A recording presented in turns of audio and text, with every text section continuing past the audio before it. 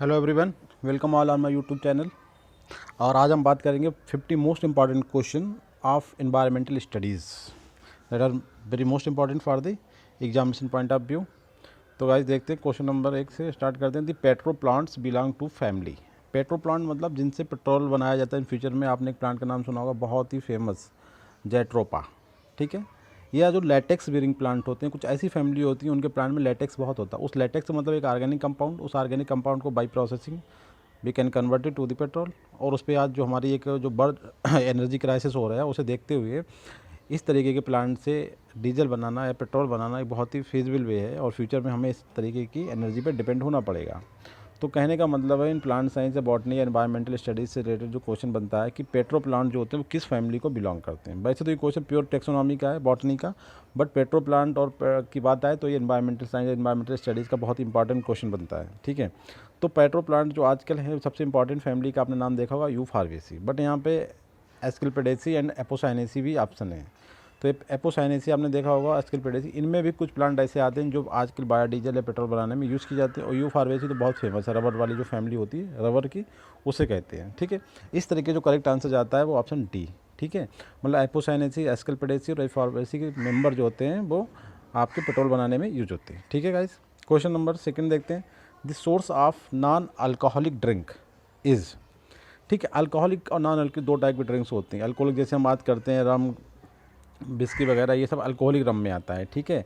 अब कुछ ऐसे ड्रिंक भी होते हैं जो बहुत, जैसे सॉफ्ट ड्रिंक्स में हम बात करें, कोल्ड ड्रिंक्स वगैरह। ठीक है। तो ये जितने जो हैं इसमें, ये और ये आप देख रहे हैं, ये सब जो हैं अल्कोहलिक ड्रिंक के एग्जांपल्स हैं। इनसे से आप देखोगे माड़ से बनती चावल, ट्रिटिकमस्टिबम क्या होता है, वीट होता है, वीट से, राइस से, सबसे बनता है।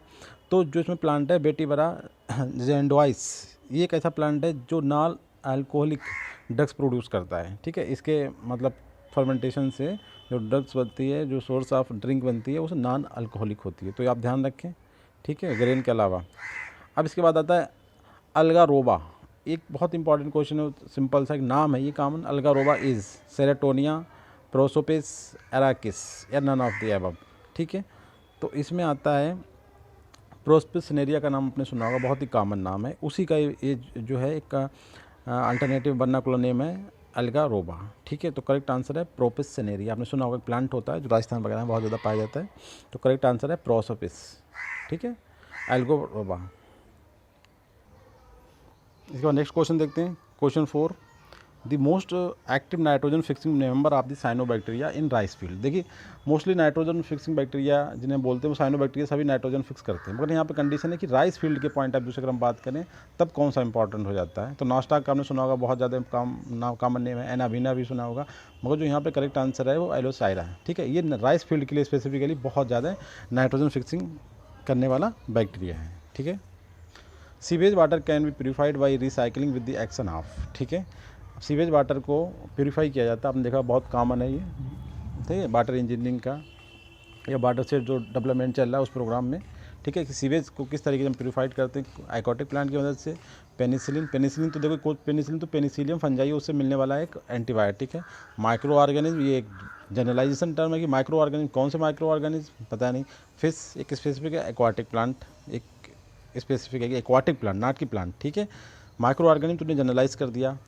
तो सीवेज जो होता है प्यूरीफाइड करा जाता है नॉर्मली माइक्रो ऑर्गेनिज्म की मदद से। आपने देखो बहुत सारे ऐसे माइक्रो ऑर्गेनिज्म होते हैं जो उसमें प्रेजेंट जो भी इम्प्योरिटीज होती हैं उन्हें बायोडिग्रेड करके ये तो एयर में उड़ा देते हैं, हवा में, या फिर उसे इस तरीके कर देते हैं कि वो अब इम्प्योरिटीज नॉट कंसीडर।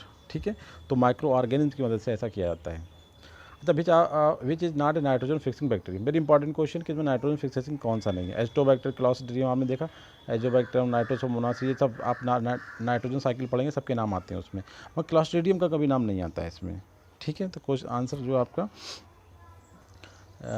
क्लॉस्ट्रिडियम। ठीक है, सभी का आता है, बट इसमें सबसे इंपॉर्टेंट है कि not A nitrogen fixing bacteria, जो नाइट्रोजन फिक्स नहीं करता है। फिक्सिंग अलग होती है और साइकिलिंग में मदद करना एक अलग डिफरेंट चीज़ है। ठीक है गाइज। तो इसमें आप देखें नाइट्रोसोमोनास जो है वो नाइट्रोजन फिक्सिंग बैक्टीरिया नहीं है। ठीक है। ऑप्शन बी करेक्ट है। बाकी ये सब नाइट्रोजन फिक्स करते हैं, नाइट्रोजन कन्वर्ट करता है, फिक्स नहीं करता। नेक्स्ट क्वेश्चन देखते हैं। राइजोफियर इज ए रीजन वेयर ठीक है। राइजोस्फीयर का मतलब होता है जो एक रूट्स के, जैसे किसी प्लांट की रूट्स हैं और रूट्स के आसपास कुछ बैक्टीरिया प्रेजेंट होते हैं तो एक रीजन क्रिएट हो जाता है जिसे हम राइजोस्फीयर कहते हैं। तो इसका जो करेक्ट आंसर है वो गाइस देखें कि कैसे करके हम बात करेंगे, सही डेफिनेशन क्या है राइजोस्फीयर की। ठीक है, राइजोस्फीयर की सही डेफिनेशन है कि bacteria and root nearly make contact. ठीक है, हमने जो डायग्राम बनाया सेम वही बात कर रहे हैं, बैक्टीरिया की रूट, और रूट भी कौन से प्लांट की, जो बड़े प्लांट होते हैं, मतलब जिम्नोस्पर्म्स और एंजियोस्पर्म्स, उस कंडीशन में राइजोस्फीयर बनता है। मतलब कहने का मतलब रूट के आसपास का वो रीजन जो न्यूट्रिएंट रिच होता है due to presence of bacterial activities, वो राइजोस्फीयर कहलाता है। ठीक है, तो राइजोस्फीयर एक जनरल टर्म्स है एसोसिएशन के लिए जो बैक्टीरिया और रूट के पास, जहाँ बैक्टीरिया अपना इन्फेक्शन करना चाह रहे हैं, कुछ उनके पास जाने की जो प्रोबेबिलिटी होती है रूट्स के आसपास बहुत ज़्यादा होती है, तो उस स्पेसिफिक रीजन को हम राइजोस्फीयर बोलते हैं। ठीक है, नेक्स्ट क्वेश्चन देखते हैं। बाम एक होता है, ये फंजाई का एक माइकोराइजा जो आपने देखा होगा, जो हायर प्लांट के साथ जो फंजाई का एसोसिएशन होता है उसे माइकोराइजा बोलते हैं। माइकोराइजा दो टाइप का होता है, एंडोसिम और एक्सो वाला। ठीक है, तो बाम उसी कैटेगरी का एक है, एंडो माइकोराइजा कैटेगरी का। ठीक है, तो ये किसे रिप्रेजेंट करता है, सिम्बायोटिक फंजाई को, सैप्रोफिटिक फंजाई को, सैप्रोफिटिक बैक्टीरिया को, या सिम्बायोटिक बैक्टीरिया को। ठीक है, तो ये रिप्रेजेंट करता है आपका सिम्बायोटिक फंजाई। ठीक है, एसोसिएशन है। अब म्यूचुअलिज्म क्या है, एसोसिएशन है जो फंजाई बनाता है हायर प्लांट के साथ, तो उसी के को रिप्रेजेंट करता है, कोई और इसमें नई बात नहीं है। तो क्वेश्चन को पूछने का तरीका है एक्सपर्ट का, which one of the following has been introduced in agriculture to combat the effect of agriculture chemical fertilizers. मतलब केमिकल फर्टिलाइजर को कम्बैट की, इन्हें यूज ना करा जाए, इनका अल्टरनेटिव, ग्रोथ बढ़ जाए प्लांट की, फर्टिलाइजर भी यूज़ करें मगर वो केमिकल फर्टिलाइजर नहीं होना चाहिए। तो उसके लिए हमने क्या बनाया, green manure, bio fertilizers, both none of the above. ठीक है, तो आपने देखा होगा बायो फर्टिलाइजर वही होते हैं आपके जो इस तरीके के प्लांट, जैसे बरसियम बताया, ढेचा जो होता है, बायो फर्टिलाइजर होते हैं। ग्रीन मैन्योर्स जो एक टाइप का ऑर्गेनिक, जो हमारे लीव्स वगैरह होती हैं प्लांट का, कुछ मटेरियल एनिमल का, कुछ गोबर वगैरह जो होता है उससे मिला के बनाते हैं। तो ये दोनों ही मतलब इस चीज़ के, क्योंकि ये केमिकल फर्टिलाइजर को रिप्लेस करने के लिए यूज़ करे जाते हैं। तो करेक्ट आंसर है सी। ठीक है, नेक्स्ट क्वेश्चन है, मैन्योर सेम भाई है, ग्रीन मैन्योर बायो फर्टिलाइजर या मैन्योर का बात एक ही है। ठीक है, ग्रीन मैन्योर मैन्योर में containing a mixture of cattle Dang and crop residues is known है। देखिए, ठीक है, जब हम दोनों को मिला के ग्रीन मैन्योर के लिए ही टर्म आता है F/M का। ठीक है, फार्मयार्ड मैन्योर। तो करेक्ट आंसर 10 का है आपका बी, फार्मयार्ड मैन्योर। ठीक है, नेक्स्ट क्वेश्चन है, माइक्रोमिकोफिली है, mycophily is a beneficial association between some flowering plants. देखिए, एक एसोसिएशन है, हमने बताया ना, जब पॉलिनेशन बाई डिफरेंट बैट के थ्रू होता है तो कुछ बोलते हैं इंसेक्ट के थ्रू होता है, कुछ बोलते हैं बाटा के थ्रू होता है, कुछ बोलते हैं। इसी तरीके से जब कहीं पे पॉलिनेशन जो होता है आंट के थ्रू होता है, चींटियों के थ्रू होता है, तो उसे क्या बोलते हैं, मिर्मिकोफिली। सम फ्लावरिंग प्लांट्स और आंट के बीच का रिलेशन है, तो correct answer B. Next question देखें, लिटर्स क्या होता है, litters are decompose humus, decompose organic matter, recently fallen leaves and are flowers on soil, none of the above. ठीक है, तो लेटेस्ट हमने देखा जो लीफ गिर जाती हैं वो बाद में डिकम्पोज हो जाती हैं बाई माइक्रो ऑर्गेनिज्म, और उसके बाद जो मटेरियल बनता है उसे लिटर बोला जाता है। तो इसका करेक्ट आंसर है recently fallen leaves are flower on soils, उसे लिटर बोला जाता है। ठीक है, डिकम्पोज ना हो पाए, वो डिकम्पोज होगा तो फिर तो उसमें कन्वर्ट हो जाएंगे आपके फर्टिलाइजर टाइप। नेक्स्ट है कि checking of re radiating heat by atmospheric dust, water vapours, ozone, CO2 known as. ठीक है, मतलब रेडिएटिव हीट को रोक लेना। आपने पढ़ा जब ग्लोबल वार्मिंग पढ़ाई तो कि हीट वो जो रिपोर्ट होकर जाना था उसे फर्दर एटमॉस्फेयर, वो नहीं गई और वो वहीं अर्थ के कुछ हाइट पे रुक गई, मतलब उसके सराउंडिंग्स ही बोल सकते हैं, उन्होंने अर्थ के ऊपर एक कवर बना लिया, जिससे हमारा जो टेम्परेचर जो है कंटिन्यूसली बढ़ता चला जा रहा है। उस घटना को क्या कहेंगे, ये पूछा जा रहा है। तो green house effect, radio active effect, ozone layer effect या सोलर इफेक्ट। तो करेक्ट आंसर है यही ग्रीन हाउस इफेक्ट की डेफिनेशन है, आप इसे बोल सकते हैं आराम से। ठीक है, कि री रेडिएटिंग मतलब वो आया था और उसे रिटर्न होने जा रहा है, मगर उसे चेक कर लिया गया किसके through, atmospheric dust, water vapour, ozone और CO2 के थ्रू। तो ये कहलाता है आपका ग्रीन हाउस इफेक्ट। ठीक है, तो अब हम नेक्स्ट क्वेश्चन हमारा है कि CN मतलब carbon nitrogen ratio of humus. Very important question है, बहुत ज़्यादा एग्जाम में पूछा गया है क्वेश्चन है कि कार्बन और नाइट्रोजन का रेशियो क्या होता है ह्यूमस में। ह्यूमस समझ गए, जो ब्राउन कलर के ऑर्गेनिक मैटर होता है सॉइल की सरफेस पे, ठीक है, उसे बोला था ह्यूमस। ह्यूमस में कार्बन और नाइट्रोजन का रेशियो क्या है। ठीक है, आप देखिए टोटल जो ह्यूमस बनी है वो किससे बनी है, लीफ की ऑर्गेनिक मटेरियल जो मतलब उनसे मिलता है, हमारे जो डंक्स वगैरह होते हैं, हमारे जो काव वगैरह, तो इसमें नाइट्रोजन के चांसेस कम है, कार्बन बहुत ज़्यादा होता है। तो ये रेशियो जो होता है 10:1 होता है। ठीक है, डंग में कार्बन नाइट्रोजन का रेशियो कितना होता है 10:1, 10 मतलब पार्ट कार्बन के और एक पार्ट नाइट्रोजन का, ठीक है। Humus is mainly composed of, ठीक है। देखिए ह्यूमस का बनने का जो मटेरियल होता है प्लांट की लीव्स, और लीफ में क्या होता है हमने बताया ना लिग्निन, तो ये लिग्नो प्रोटीन्स का बना होता है मेनली।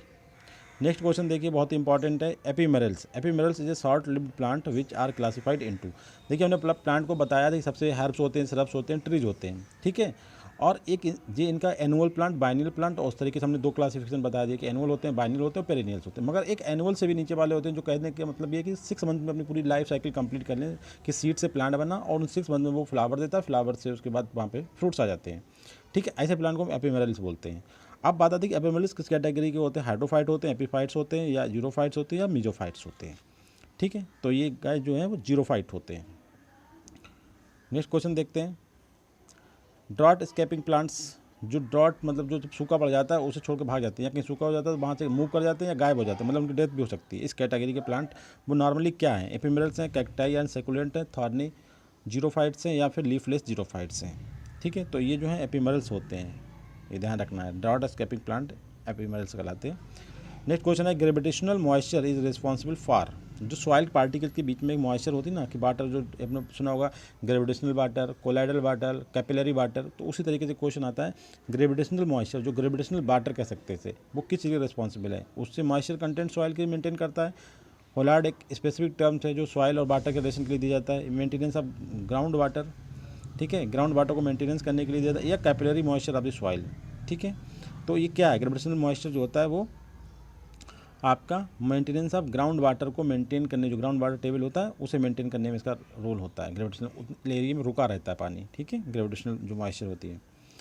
नेक्स्ट क्वेश्चन देखते हैं, eastern Himalaya support, eastern Himalaya, ठीक है, वो किसे सपोर्ट करता है। डिफरेंट टाइप के यहाँ फॉरेस्ट एग्जाम्पल जैसे alpine forest at higher altitude और एवरग्रीन फॉरेस्ट, डेसिडुअस फॉरेस्ट, तो किस टाइप के उन्हें सपोर्ट करता है। तो आंसर इसका है कि जो ईस्टर्न हिमालय है ना, एक रिच डाइवर्सिटी वाला बहुत तरीके की वेजिटेशन है, तो इससे ये क्लियर हो जाए वहाँ एवरग्रीन भी है, अल्पाइन भी है और डेसिडुअस भी है। तो करेक्ट आंसर होगा गाइस डी, वहाँ पे सबको सपोर्ट करता है। एवरग्रीन प्लांट भी मिलते हैं फॉरेस्ट, और आपके अल्पाइन भी मिलते हैं और डेसिडुअस भी मिलते हैं।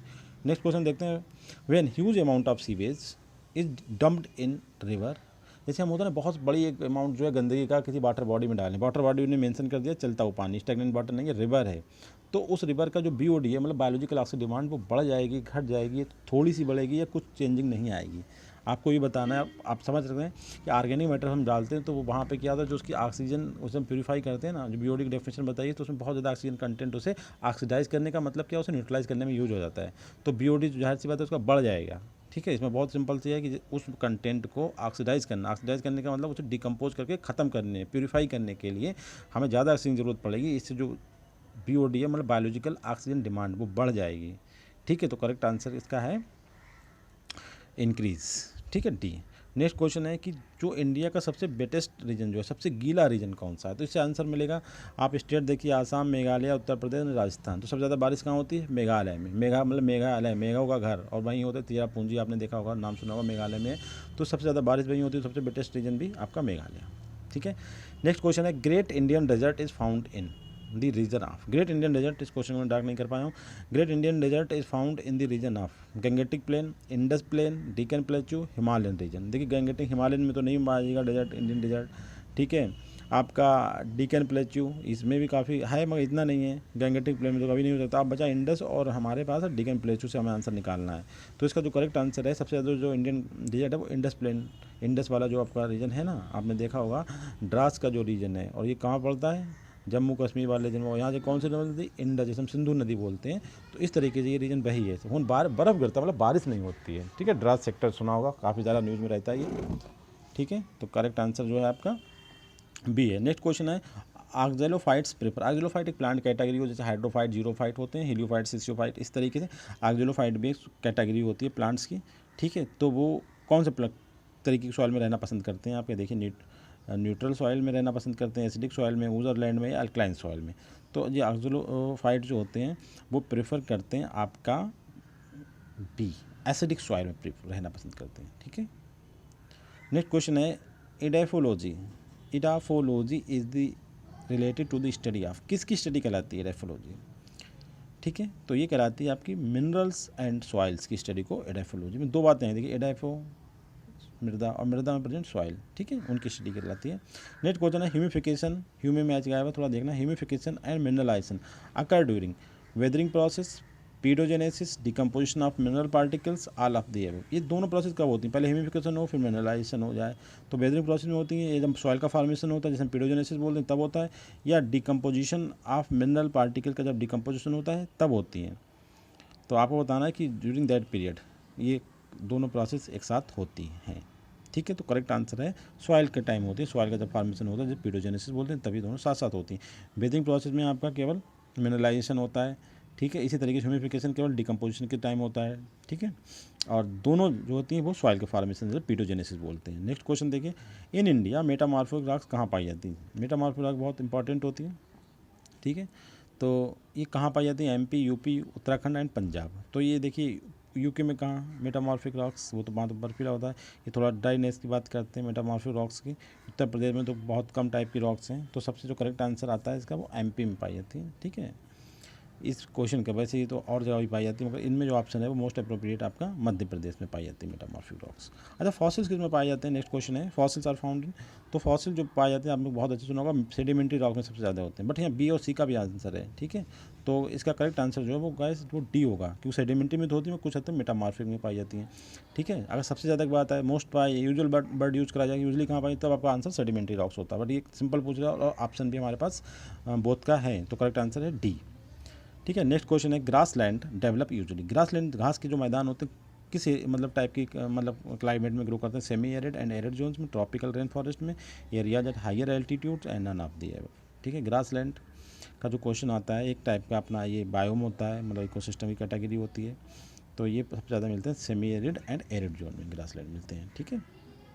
नेक्स्ट क्वेश्चन है, P F scale is use for measuring. P F scale तो पता होगा, पी एच तो सबको पता होता है, पी एफ किसके लिए होता है ये बताइए? पी एफ होता है कैपिलरी पोटेंशियल ऑफ वाटर, हैं जो होता है ना सॉइल के अंदर, तो ये आंसर बनता है आपका कैपिलरी पोटेंशियल ऑफ सॉइल, ठीक है। उससे हम मेजर करते हैं पी एफ स्केल के through. Deforestation is responsible for rapid. देखिए इसमें क्वेश्चन में थोड़ा सा एक टर्म है रैपिड लगा हुआ है, वैसे तो मुझे लगता है तीनों आंसर सही हैं, डेजर्टिफिकेशन, रैपिड अर्बनाइजेशन होगा, रैपिड इंडस्ट्रियलाइजेशन होगा, मगर रैपिड जो होता है वो डेजर्टिफिकेशन होता है, ठीक है। सबसे पहले वहाँ पर डेजर्ट बन जाएंगे कि एकदम वहाँ के वन वगैरह जो फॉरेस्ट हैं वो कट कर देंगे, बाद में अर्बनाइजेशन और इंडस्ट्रियलाइजेशन भी सही है, मगर ये रैपिड की जब बात करता है तो करेक्ट आंसर है डिजर्टिफिकेशन। सबसे पहला जो स्टेप होगा वो डिजर्टिफिकेशन होगा, ठीक है। नेक्स्ट क्वेश्चन देखते हैं कि the plant which are basically heliophytes, मतलब हीलियोफाइट का मतलब सूर्य की रोशनी वाले, उन्हें पसंद करते हैं, उन्हें लविंग होते हैं, but capable of growing even said, मतलब सीओफाइट भी बन सकते हैं। तो इनके पास दोनों ऑप्शन प्रेजेंट होते हैं। ऐसी कैटेगरी में एक आपको टर्म मैंने बताया था ऑलवेज जो यूज़ करते हैं वो होता है फैकल्टेटिव, ठीक है। अब फैकल्टेटिव कौन सा वाला, इसमें दोनों टाइप का है, किसके नाम से? हीलियोफाइट भी हैं, सीओफाइट भी हैं। देखिए तो ये जो बात में सेट की बात आई, तो ये बर्ड होता है सेट के लिए सीओफाइट्स, तो ये फैकल्टेटिव सीओफाइट्स कहलाएंगे आपके, ठीक है, क्योंकि इनके पास यहाँ तो है ही बेसिकली, मगर ये फैकल्टेटिव में ये काम भी कर सकते हैं कि हम छाई में भी रह सकते हैं, शेड वाले एरिया में भी ग्रो कर सकते हैं, ये ध्यान रखना है आपको। हीलियोफाइट में फैकल्टेटिव नहीं लेगा, फैकल्टेटिव लेगा जो हिडन है, जिसमें कम कंडीशन पाई जाती है कि वहाँ पे ये कंडीशनर सर्वाइव कर सकते हैं, but usually they grow in the heliophyte, मतलब सन लविंग प्लांट्स होते हैं, ठीक है। तो जो रियलिटी है उसके साथ लगेगा फैकल्टेटिव टर्म्स। नेक्स्ट क्वेश्चन में आप बात करते हैं कि एट न्यूट्रल पीएच पे जो प्रोटॉन और हाइड्रोजन कंसंट्रेशन इन मीडियम में क्या होती है? 7 होती है माइनस की, या इक्वल होती है, या +7, या बोथ ए एंड बी?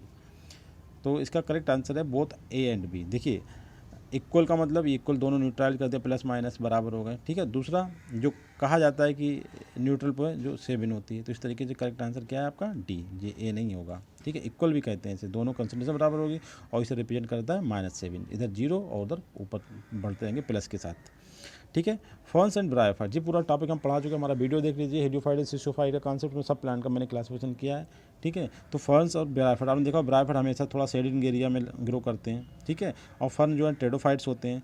तो आप इसमें आंसर निकालिए, सियोफाइट, सैप्रोफाइट, सैप्रोफाइट कभी नहीं होंगे, डी भी नन ऑफ द एबव की बात कर रहा है नहीं, सियोफाइट का मतलब शेड लविंग और ऑब्लिगेट हीलियोफाइट्स। तो दो कंडीशन है, अब इसमें ऑब्लिगेट लगा हुआ है, ऑब्लिगेट का मतलब बिल्कुल परमानेंट, कोई हमारे पास ऑप्शन नहीं कि हम केवल या तो ये हो सकते हैं या फिर ये हो सकते हैं, ठीक है। तो करेक्ट आंसर जो है इसका वो है ए, ऑब्लिगेट हीलियोफाइट है, मतलब ये हमेशा सन लविंग है, ये दोनों प्लांट हीलियोफाइट, सॉरी शेड लविंग। तो करेक्ट आंसर है ए। नेक्स्ट क्वेश्चन देखते हैं, कोनिफर जो होते हैं, जो जिम्नोस्पर्म का ग्रुप होता है, एक जिम्नोस्पर्म प्लांट जो होते हैं सीड वाले प्लांट जिनके अंदर नेक्ट सीड बनता है, उनका ग्रुप होता है जैसे हम बोलते हैं पाइनस, साइकस, ठीक है, कोनिफर्स और साइकेट्स, इस तरीके से होते हैं। तो कोनिफर में आपका साइकस और पाइनस आते हैं। तो कह रहे हैं ये जो कोनिफर्स जो होते हैं, जो कहाँ पे, मतलब हिमालय के कौन से उसमें रीजन में ग्रो करते हैं, जहाँ पे फिजिकल ड्राइनेस होती है, फिजियोलॉजिकल ड्राइनेस होती है, वेरी हाई रेनफॉल होती है वहाँ पे, या इंटेंस बायोटिक इंटरफ्रेंस वाली जगह पे, जहाँ पे मतलब बहुत ज़्यादा ह्यूमन एक्टिविटी चलती रहती है। तो ये जो आप समझ रहे हैं, ऐसी जगह पे ग्रो करते हैं जहाँ फिजिकल ड्राइनेस होती है। फिजिकल ड्राइनेस का मतलब हुआ कि यहाँ पे बारिश बारिश बहुत होगी, ठीक है, मतलब अंदर से ड्राइनेस नहीं है, कहने का मतलब फिजियोलॉजिकल ड्राइनेस तो वहाँ पे नहीं है, मगर फिजिकल ड्राइनेस ऊपर से हमें देखेगा कि सूखा है, ठीक है। तो करेक्ट आंसर जो है फिजिकल ड्राइनेस वाले, ये ध्यान रखना है, वहाँ पे बारिश हो रही है, बर्फ़ हो रही है, बर्फ़ है, तो फिजियोलॉजिकल ड्राइनेस वाली कंडीशन को प्रीफर नहीं करते, ये करते हैं फिजिकल ड्राइनेस की कंडीशन को, उन एरिया में ये डेवलप करना चाहेंगे। नेक्स्ट क्वेश्चन है, इपिलिम्नियन, थर्मोक्लाइन एंड हाइपोलिम्ना आर फॉर्मेशन अकर इन, ठीक है। ये एक टाइप का कैटेगरी, जब कोई हम लेक बनाएं तो उसमें नीचे इस तरीके से एक वर्गीकरण जैसे बोलते हैं ना, स्ट्रेटिफिकेशन, तो उसमें होती हैं ये लेयर्स। तो ये desert, dense forest, deep lake, shallow eutrophic lakes. तो ये डीप लेक में, क्योंकि जो रीजन 3 है तो बहुत ज़्यादा जो गहरी लेक हो उसमें 3 पार्ट में डिवाइड कर सकें। सैलो लेक उथले पानी की लेक होगी तो उसमें हम नहीं कर सकते। अच्छा, डेंस फॉरेस्ट और फॉरेस्ट के लिए टर्म यूज नहीं करे जाते। तो कहने का मतलब करेक्ट आंसर है सी, डीप लेक, ठीक है। नेक्स्ट क्वेश्चन देखते हैं, रिमोट सेंसिंग, बहुत इंपॉर्टेंट क्वेश्चन है और बहुत ही कॉमन टॉपिक है। Remote sensing is use for weathering forecasting, soil pH determination, soil testing, none of the above. देखिए सॉइल वगैरह के लिए यूज नहीं होता, ये जो है वेदर इंस्ट्रूमेंट होता है, वेदर की कंडीशन, वेदर फोरकास्टिंग करने के लिए आता है। नेक्स्ट क्वेश्चन देखते हैं, reindeer mosses are found in, ये एक टाइप का एनिमल्स होता है, जो कहाँ में, सॉरी, एक रेनडियर मॉस बोलते हैं ना, लाइकेन की कैटेगरी के होते हैं, इनका नाम आता है मॉस में, मगर ये लाइकेन का नाम है। लाइकेन, ये तरह का लाइकेन कहाँ पाया जाता है, रेनडियर मॉस, तो आपको बताना टुंड्रा प्रोविंस में, ponds and lakes, alpine forest, none of the above. तो ये पाए जाते हैं आपके ए, टुंड्रा प्रोविंस में। टुंड्रा का मतलब होता है बिल्कुल कवर्ड, बर्फ़ स्नोफॉल बहुत ज़्यादा वहाँ पे होता है टुंड्रा में, ठीक है। अच्छा, बीबी पेरी होता नहीं कि सीड फ्रूट से बाहर नहीं निकला और उसके अंदर ही उससे उसका जर्मिनेशन हो गया, ये कंडीशन तो बीबी पेरी कहती है। पी निमेटोफोर्स वही होती हैं कि प्लांट की रूट सॉइल के नीचे जाने के बजाय ऊपर आने लगती हैं। दोनों स्पेशल कंडीशन हैं, अपोजिट कंडीशन, नॉर्मल से अलग।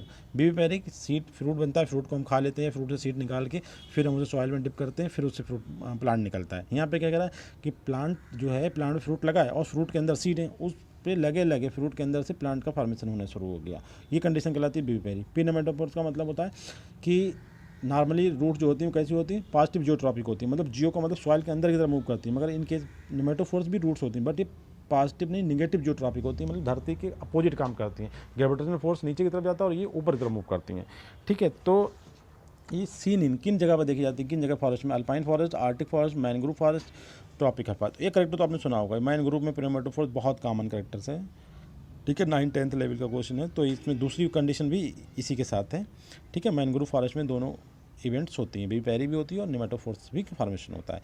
नेक्स्ट क्वेश्चन है 39 में, homeostasis is maintained through, homeostasis का मतलब होता है equilibrization, flow of energy, check and balance, mineral cycling, all of the. तो इसमें मुझे लगता है फ्लो ऑफ एनर्जी भी कंट्रोल करी जाए, चेक एंड बैलेंस भी हो सकता है और मिनरल साइकिलिंग, तो इसका करेक्ट आंसर हो सकता है गाइस डी, ठीक है। ये सब कुछ के थ्रू हम मेंटेन करते हैं। नेक्स्ट क्वेश्चन देते हैं, in ecosystem the insectivorous plant, देखिए बहुत इंपॉर्टेंट क्वेश्चन है। इंसेक्टिवोरस प्लांट भी हमारे प्लांट होते हैं, बस वो नाइट्रोजन की कमी को पूरा करने के लिए दलदल टाइप की जगह पे ग्रो करते हैं, और उस वजह से वो इंसेक्ट की बॉडी में जो एक्सोस्केलेटन होता है उसमें जो नाइट्रोजन होता है, इंसेक्ट को पकड़ के उसके एक्सोस्केलेटन से नाइट्रोजन निकालते हैं और अब नाइट्रोजन की कमी को पूरा करते हैं।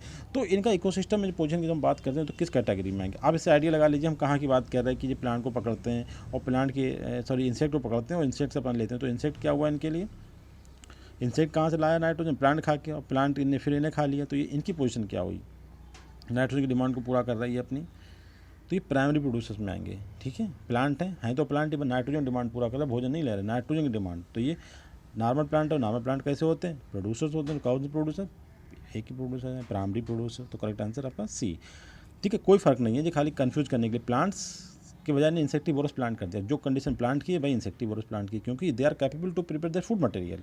ये नाइट्रोजन लेते हैं इंसेक्ट को, मगर नाइट्रोजन का मतलब फूड मटेरियल से नहीं है, किसी कार्बोहाइड्रेट में नाइट्रोजन नहीं होता, कार्बोहाइड्रेट में कार्बन, हाइड्रोजन, ऑक्सीजन होता है, ठीक है। हम इस बेस पे बात करें कि अपना भोजन बना पाना और ना बना पाना, जो बना लेते हैं वो प्रोड्यूसर्स होते हैं, ठीक है।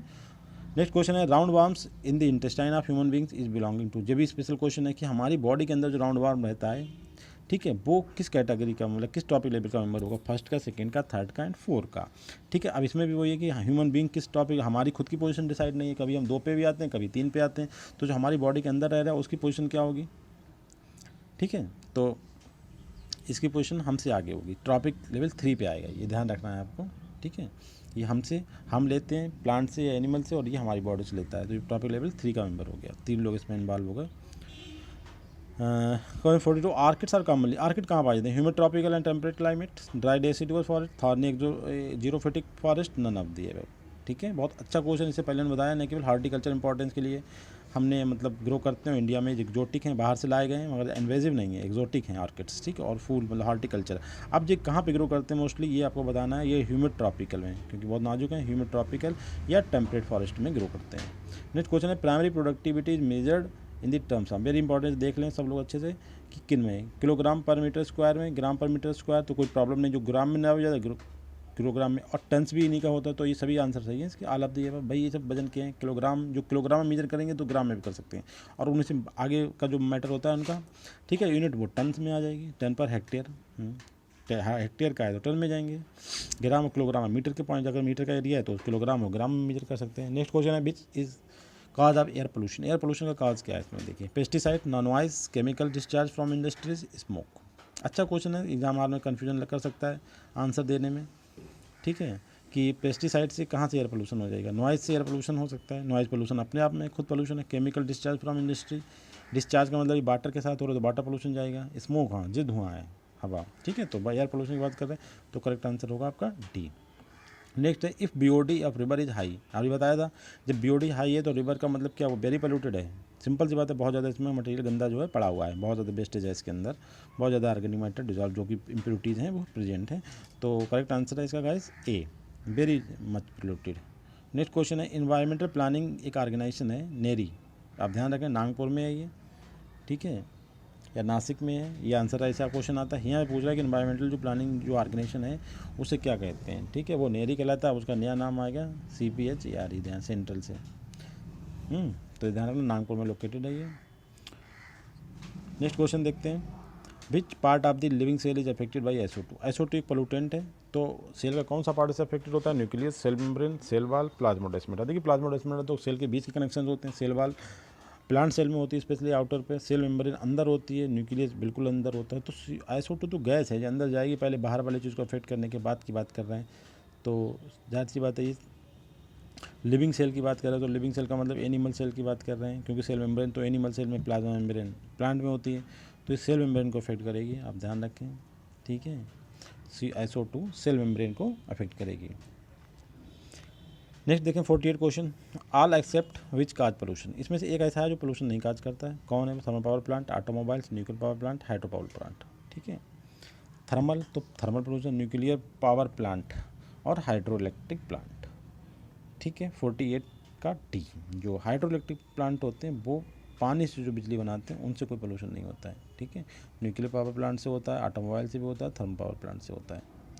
नेक्स्ट है DDT, अब बता चुके थे कि नॉन बायोडिग्रेडेबल होता है, बहुत टाइम तक चलता है, इसलिए इसे उसमें करते हैं। 49 का देखते हैं, ए नॉन बायोडिग्रेडेबल पोल्यूटेंट, बस ये करेक्ट आंसर यही है, नॉन बायोडिग्रेडेबल, क्योंकि बहुत टाइम तक रुका रहता था, इसे देखा कि बायो मैग्निफिकेशन में इसका मतलब केस आने लगे, तब गवर्नमेंट ऑफ इंडिया ने इसे 1998 में बंद कर दिया था, UN की रिकमेंडेशन पे। कुछ कंट्री में अभी चलता है, मगर इंडिया ने 1998 के बाद से इस पर बैन लगा दिया, अभी हमारे यहाँ ये नहीं बिकता है हमारे इंडिया में। ठीक है, पहले ये डाला जाता था म्यूनसिपलिटी कॉर्पोरेशन की तरफ से नाली वगैरह में मॉस्किटोज़ को मारने के लिए। लास्ट क्वेश्चन इस सीरीज़ का देखें, which statement is not correct, correct कौन सा नहीं है, CO is main pollutant, all pollutant are not based, water is mainly polluted by nitrogen and magnesium, lichens are indicator of pollution, इसमें से सही कौन सा नहीं है, नॉट करेक्ट, मतलब करेक्ट है बाकी सब, एक करेक्ट नहीं है। CO मेन पोल्यूटेंट है, ऑल पोल्यूटेंट आर नॉट बेस्टेज, ऐसा हो सकता है कि सब पोल्यूटेंट नॉट बेस्टेज, सही है बिल्कुल, ऐसे सब बेस्टेज नहीं होते हैं। अब जैसे SO2 की बात लेते हैं काम में भी आती है, CO की बात लेते हैं काम में भी आती है, water is mainly polluted by nitrogen magnesium, ये मुझे सही नहीं लग रहा है। ठीक है, तो करेक्ट आंसर यही है इसका, कि वाटर के बारे में अगर हम कहें कि जब इन्हें कहा ना मेनली पोल्यूटेड बाई नाइट्रोजन और मैग्नीशियम से, नाइट्रोजन से पोल्यूट हो तो 78% नाइट्रोजन एटमॉस्फेयर प्रेजेंट है भैया, तो हमारा सब वाटर पोल्यूट हो जाता है। ठीक है, तो यही वाला जो करेक्ट आंसर है कि ये वाला जो स्टेटमेंट है वो सही नहीं है, कि water is mainly polluted by nitrogen and magnesium. ठीक है, इन्हें देख लें आराम से, बहुत इंपॉर्टेंट क्वेश्चन है एग्जामिनेशन पॉइंट ऑफ व्यू से। इसी के साथ लेक्चर समाप्त होता है। Please subscribe, like and share to my YouTube channel. Thank you very much guys.